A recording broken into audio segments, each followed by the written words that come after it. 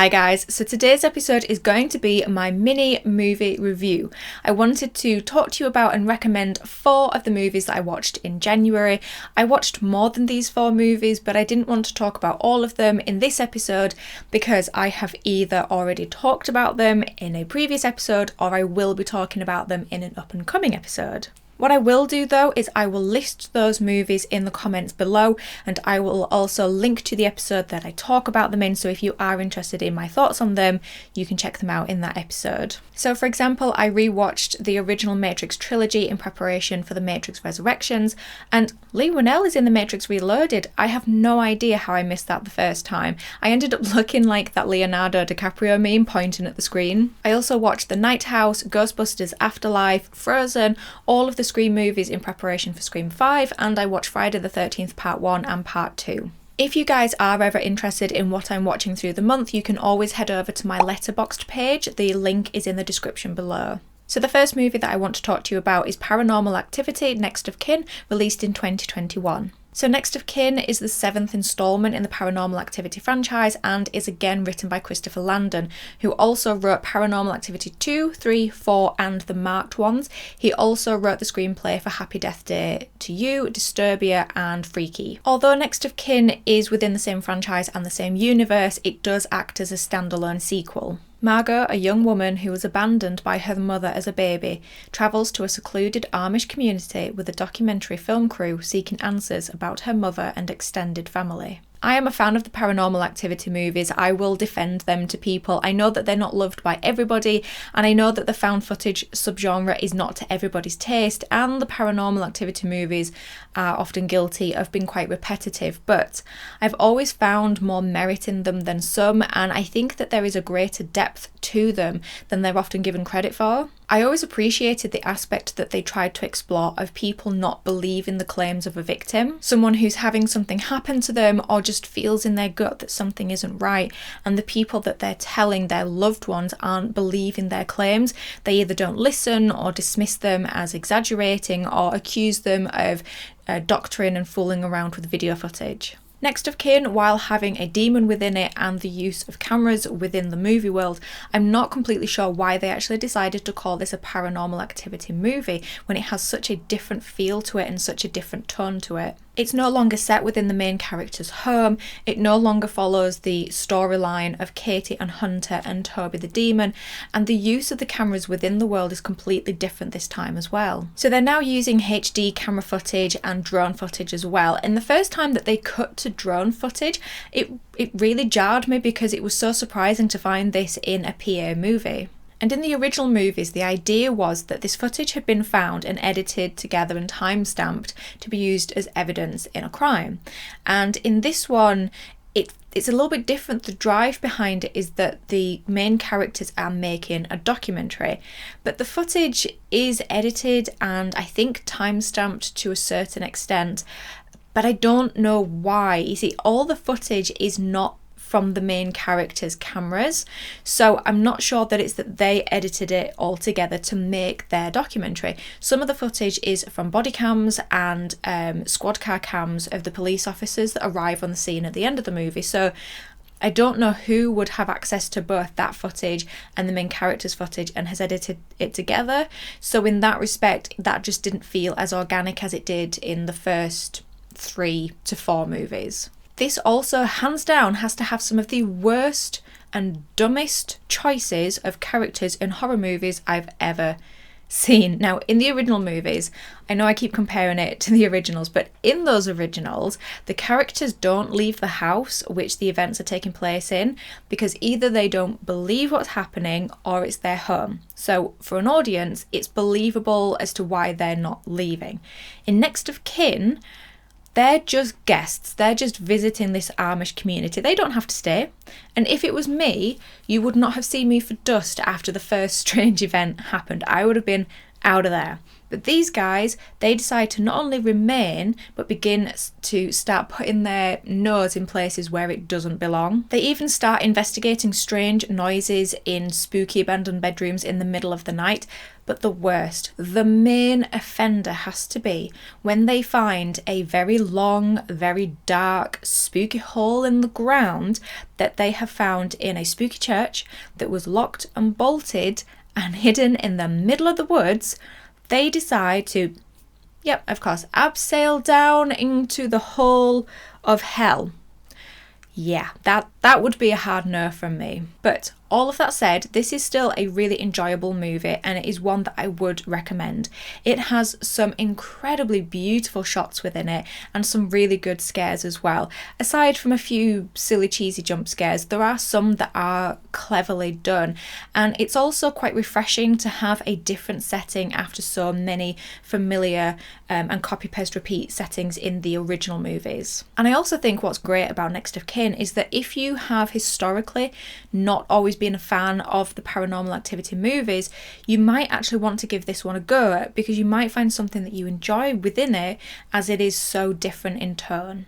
Okay, so the next movie that I want to talk to you about is 12 Hour Shift, that was released in 2020. Set in 1999, over the course of one 12-hour shift, bodies start to pile up as a drug addict nurse and her crazed cousin try to find a replacement kidney for a criminal organ donor whilst also dealing with an escaped convict. Okay, so even though I've read the synopsis and I do want to talk about this film with you, I don't want to talk too much about it and in too greater depth, because I think this is a film that you should go into knowing as little as possible and also with an open mind. I really enjoyed this one. It is a slow paced movie and it really starts to feel like you're dragging your heels through this 12-hour shift along with the others. But the movie itself never feels like it drags, because so much happens and the clever pacing really helps keep you engaged with what's happening.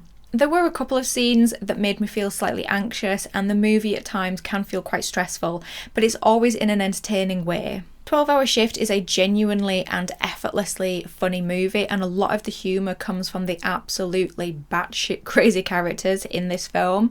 For entertainment value, my favourites would have to be Regina, the cousin, and Officer Myers, who comes to the hospital after things start to happen, and the escaped convict played by David Arquette, who looks in pretty good shape to say he's, what, in this, 49? It's a bit artsy at times, which might not be to everybody's taste, but it is so well written and so well performed that I would highly recommend this to anybody. Next up is Piranha 3D, released in 2010.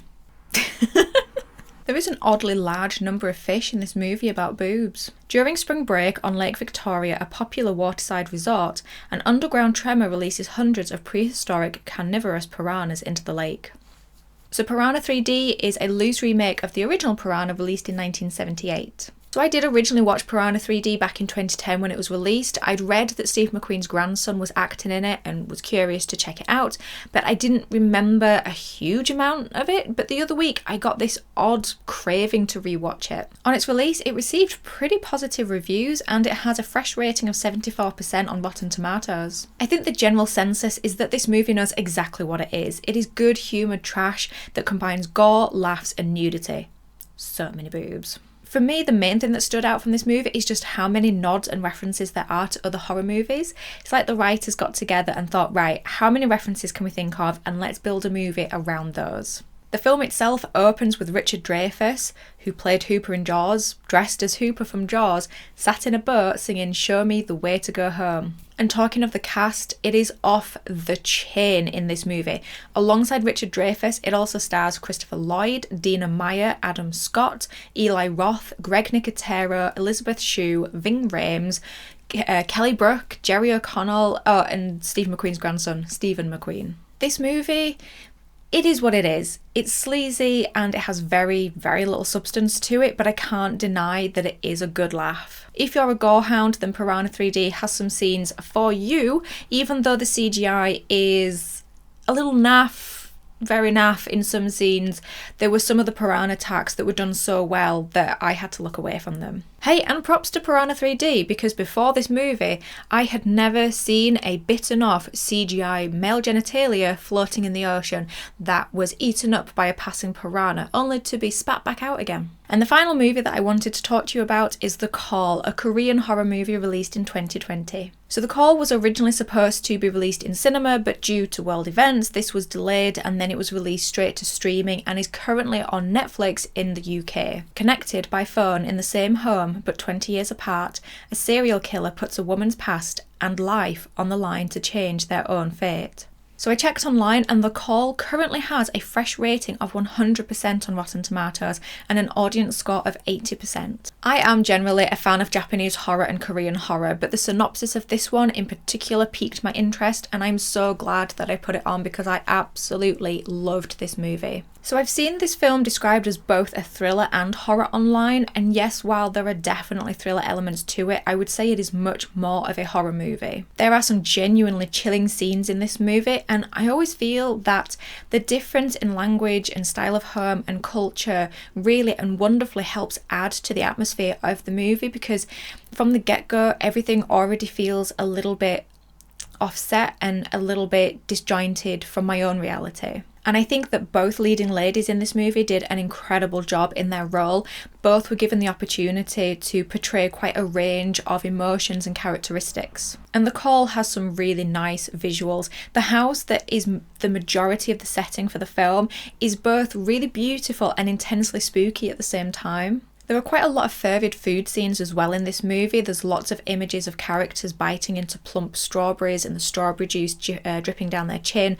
And there's scenes where this character often binges on food, where it's hanging out of her mouth. And there's one where she's eating these chicken wings or chicken drumsticks, and the sauce is all over her face and it's all in her hair as well. Okay, so the next little bit that I'm going to talk about with The Call could potentially be a little bit of a spoiler, so if you haven't seen the film and you don't want anything spoiled, then I would suggest to click off now. The Call really delves into and explores a person's fate and past traumas and the dangers of trying to change or erase them. The movie punishes its characters for trying to change or erase their past trauma, and while it flirts with the idea that this is actually possible, its end message is a pessimistic, resounding, nope, you can't do that.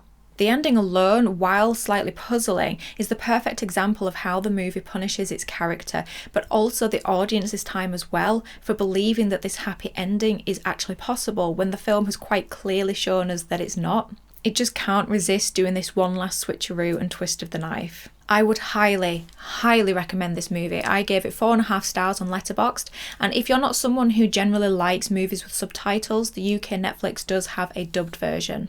Okay guys, there you have it, my mini movie review. I've not done one of these before. Generally I tend to dedicate a whole episode to just one movie, and if I am talking about multiple films, it's generally a ranking episode or a Letterboxd recap. But I hope that you guys enjoyed it and perhaps you are inspired to watch one or all of these movies. If you guys did like it, let me know down below. My next episode should be my review of Friday the 13th Part 2, which will be coming out at the end of this week. And if you haven't seen it already, I have already released my review of Friday the 13th Part 1. But in the meantime, thank you as always for stopping by. I really, really do appreciate it. Take care of yourselves and I will talk to you in the next episode. Bye guys.